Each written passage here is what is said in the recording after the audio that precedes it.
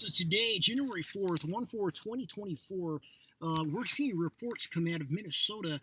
Uh, a big chunk of a lake where people were out ice fishing broke off with the ice fishers out there, and they had to mount a huge rescue to get these outdoorsmen off of this chunk of floating ice with these sort of unpredictable. Talk about changing climate, right?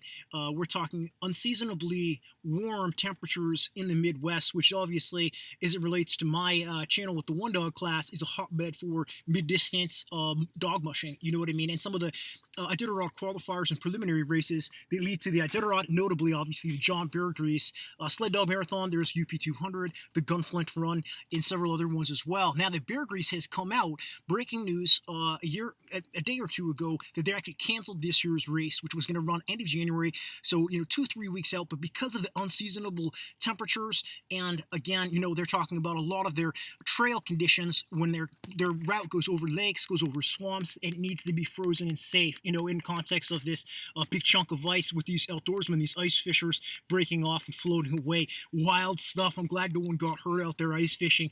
But, so I obviously thrown a monkey wrench and a boomerang in our last year's Iditarod champion, Ryan Redington's pre-race conditioning schedule and, pre-Iditarod, training schedule and mid-distance race schedule. In other words, he's loaded his truck up and is headed north through, across North Dakota, Minnesota, I imagine, and then, up through Canada to Alaska to try to run the Knik 200, and I believe Wade Morris is also en route. It is interesting because I wasn't sure if Wade would, Wade had mentioned, I think, on his Facebook that he was going to be going for the UP 200, was staying down in the States, and maybe even the race down there in Aroostook County, Maine, the Can-Am, and was not going to go up. So this is something that I think both those guys, maybe some other mushers as well, migrating north for the great trail conditions in, the last frontier in terms of preparing themselves and being able to have a good race season for their sled dogs, which obviously they spend so much, time and money on, and it's important to be able to go race them, and test them against other competitors. So is this going to work to Ryan's benefit or not for Iditarod this year?